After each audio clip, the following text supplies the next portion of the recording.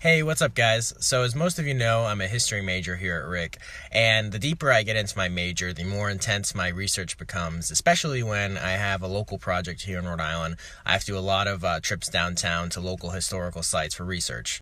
So I thought it'd be fun to make a video today and take you guys on an adventure for a historical investigation, Indiana Jones style. So here's the scoop.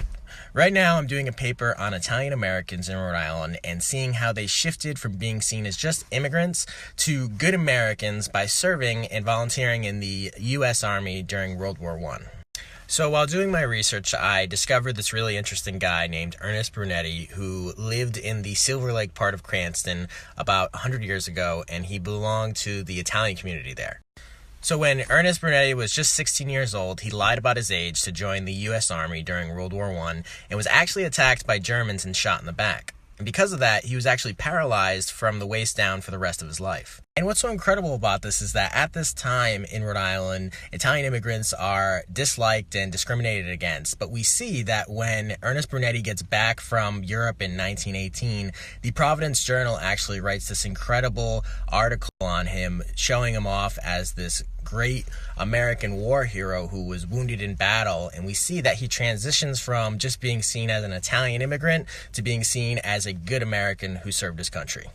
So I did a little snooping around on Ancestry.com and I found out Ernest's death date. And I'm here at the Rick Library right now, and I'm going to go try and find his obituary in the library databases.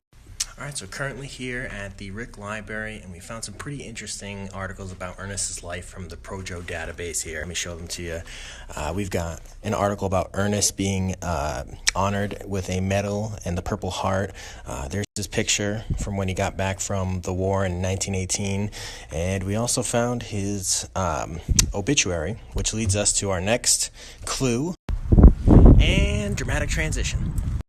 Sorry, I had to spice it up there. But thanks to this valuable information that we found, we now know where Ernest actually lived. We know where he's buried, in which cemetery, and we might even be able to find the church that he was part of in Silver Lake. So now we're going to go and try and find these places in person. Alright guys, so as you can see in the background, I'm here at St. Anne's Cemetery, and we are going to try and find Ernest Brunetti's gravesite. Also, a quick update, had to put a hat on because it's raining. Not exactly an Indiana Jones hat, which would be perfect for historical investigations, but it'll do. So apparently it was a further walk than I thought, so I thought I would take my car into the cemetery and try to find this thing. Stop by the office. The nifty map I'm following. We'll be there soon. So I found the right section number here at St. Anne's Cemetery, and now I'm continuing on foot to find the right grave site for Ernest Brunetti. It's currently raining a little bit in this cemetery that I'm alone in. Foggy skies, just a little bit creepy. Oh wow, look, we found it.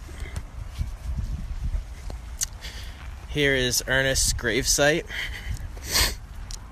And if we go around to the back, we can see his name and his birth and death dates. We also see a couple of his family members. Graves are here as well. And when we come around front here and we look at the head of the gravestone, we see that there's some stone pottery here, most likely to leave flowers like many of these other graves, but I think in Ernest's case probably leave American flags as well, since he was a war hero and war veteran.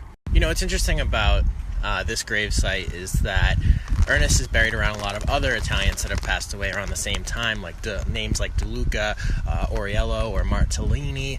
And it's interesting because most war veterans were actually buried in the North Burial Ground, but because Ernest Brunetti was Catholic and Italian, he was buried with other Italians and other Catholics. And we see that there's a strong presence of the Italian-American community in Silver Lake that shows up even in this section of the St. Anne's Cemetery. Alright, it's time to get out of this graveyard and see if we can find out where exactly Ernest Brunetti lived. You know, quick side note, but what I love about Google Maps is that it's actually guiding me through this cemetery right now. And I am Team iPhone, but sorry Apple, your maps just don't compare. So I'm currently on my way to find Ernest Brunetti's house, but let's take a detour for just a moment. There is this incredible tower that stands here on the property where St. Bartholomew's Church used to be, and this tower is actually a part of that church.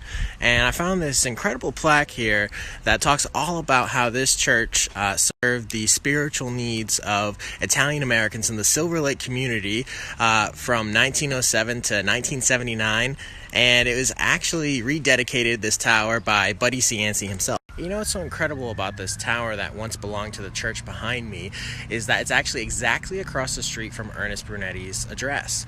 And I haven't found any documentation or evidence to prove this yet, but it's more than likely that Ernest Brunetti went to this church.